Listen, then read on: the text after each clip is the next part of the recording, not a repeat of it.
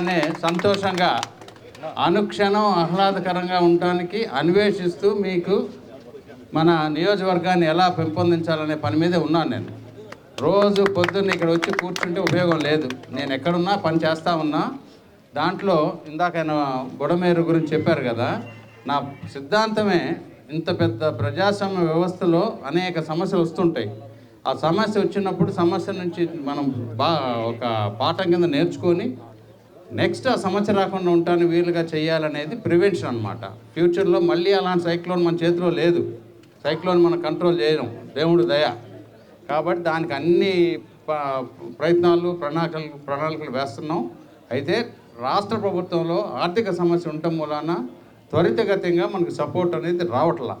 కానీ నేను దేశం అంతా సిఎస్ఆర్ ఫండ్స్ అవో ఇవో తీసుకొచ్చి నా సొంతవి కూడా మా గ్రూప్ నుంచి కూడా పెట్టి కింద చేస్తున్నా. ఆరోగ్యం కూడా వీలైనంత వరకు ప్రివెంటివ్ సిక్నెస్ అంటే సిక్ కాకుండా మనం ఏం చేయాలి అని అంటే మొట్టమొదటి పార్క్లో మొదలవ్వాలి. మీరు ఈ పార్క్లోకి వచ్చి సెల్ ఫోన్లు జేబులో పెట్టుకొని లెస్ వాకింగ్ మోర్ టాకింగ్ అయితే ఉపయోగం లేదు. ఓకే, మహిళలు చాలా ఇంపార్టెంట్. ఇప్పుడు నేను ఇందాక నుంచి చూస్తున్నాను, ఒక్క మహిళ కూడా లేరు. అంటే తక్కువ, ఇప్పుడు వచ్చినట్టున్నారు, చాలా తక్కువ.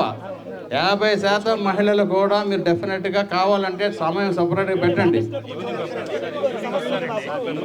మార్నింగ్ కూడా కావాలంటే ఎప్పుడు కావాలంటే అప్పుడు పెద్దవాళ్ళు ఉంటారు కదా.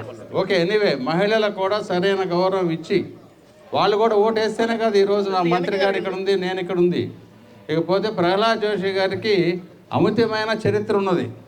5 సార్లు లోక్సభ ఎంపీ, మామూలుగా కాదు. ఓకే, అప్పటి నుంచి పార్లమెంటరీ అఫైర్స్ మినిస్టర్ చేశారు. అనేక 12 సంవత్సరాలు కంటిన్యూస్గా మినిస్టర్ చేస్తూనే ఉన్నారు. ఈయన కూడా చరిత్రే, మామూలు మనిషి కాదు. చూస్తానికి సామాన్యంగా కనపడతారు కానీ వెరీ బిగ్ మ్యాన్. కర్ణాటకలో హయ్యెస్ట్ రికార్డెడ్ పర్సన్, పర్టికులర్గా ఫ్రమ్ బీజేపీ నుంచి.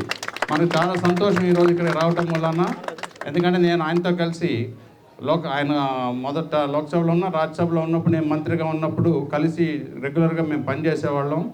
రెగ్యులర్గా చూస్తూ ఉండేవాడిని. One of my best good regarded friend Prahlad Joshi గారు. కాబట్టి నేను ఎప్పుడు ఏం చెబుతున్నానంటే, నేను చేసింది ఆవకింద అయితే చేయవలసింది అడివంత ఉందనేది నా అంతటి నాకు తెలుసు. ఎప్పుడు చెప్తా ఉంటా. అంటే ఇంకా మీరు సమస్యల్ని నా దగ్గరికి ఇక్కడికి నేను ఇట్లా వచ్చినప్పుడు ఏదో పట్టుకొని స్కూల్కి వెళ్తే పిల్లలు చాక్లెట్ అని ఇది అని అడుగుతుంటారు. అట్లా చేయకూడదు. ముందే తీసుకొచ్చి మా మీద ప్రెజర్ పెట్టండి. భవానీపురంలో మా రెగ్యులర్ ఆఫీస్ ఉంది, లేకపోతే ఇంటికి వస్తే ఉంటా. నేను ఒక వీడియో కాన్ఫరెన్స్ కూడా పెడుతున్నాను. నేను ఎక్కడున్నా సరే ఎవ్రీ వీక్ కొన్ని డివిజన్లతో మాట్లాడడానికి కూడా అవకాశం కల్పించేది ఏర్పాటు చేస్తున్నాం. దాంట్లో కూడా మీరు పాల్గొని మీ సమస్యలున్న ఎమ్మెల్యే సానుభూతి కాదు, ఎమ్మెల్యే డ్యూటీ అది. ఎమ్మెల్యేగా కంటెస్ట్ చేసినా మీరు ఓటు వేయించుకున్నాక 50,000 మంది మనకి వ్యతిరేకంగా ఓటేశారు. 105,000 మంది మనకి ఫేవర్గా వేస్తే మిగిలిన 50,000 మంది కూడా మన సైడ్ తిప్పుకోవడానికి ఏం చేయాలనే చూడండి. మనకి ఇక్కడ హిందూ, ముస్లిం, క్రిస్టియన్స్ అందరం కలిసిమెలిసి పనిచేసుకుంటున్నాం కదా. ఎటువంటి రకమైన సమస్య లేదు కదా. ఓకే, మనం ఏంటంటే మనిషిగా ఉన్నందుకు మానవత్వమే మన కులం, మతం అన్నీ మానవత దృక్పథంతో పనిచేయాలి. కాబట్టి అదొక్కడే దృష్టిలో పెట్టుకొని అందరూ ఉమెన్ని కూడా బాగా మీరు కాన్ఫిడెన్స్లో తీసుకొని వాళ్ళ కాన్ఫిడెన్స్ ఇచ్చి కలిసిమెలిసి పనిచేసుకుందాం. చేసుకుంటే మోడీ గారికి ఇంకా ఎక్కువ సపోర్ట్ వస్తుంది. మోడీ గారు 12 సంవత్సరాల నుంచి 22 సంవత్సరాలు 25 సంవత్సరాలు చేస్తారు.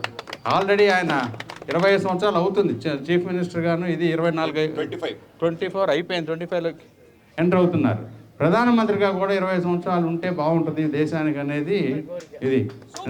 ఎందుకంటే ప్రపంచంలో ఇంతకుముందు మన భారతదేశం నుంచి వెళ్ళిన ప్రతి ప్రధానమంత్రి కూడా బిగ్ మ్యాన్. అంటే మేమేదో చిన్న దేశం నుంచి వచ్చాం, మేము వెనకబడిన దేశం నుంచి వచ్చాం, అండర్ డెవలప్డ్ దేశం వచ్చాం అని అడిగేవారు.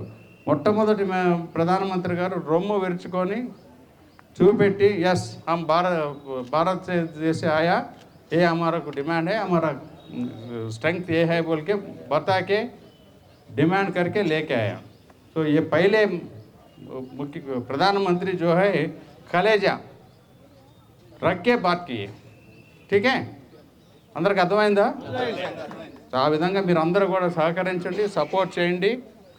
రాజకీయాలు ఎలక్షన్ వచ్చినప్పుడు పోట్లాడుకుందాం. మీలో కొంతమంది వేరే పార్టీలు ఉన్నా నష్టం ఏం లేదు.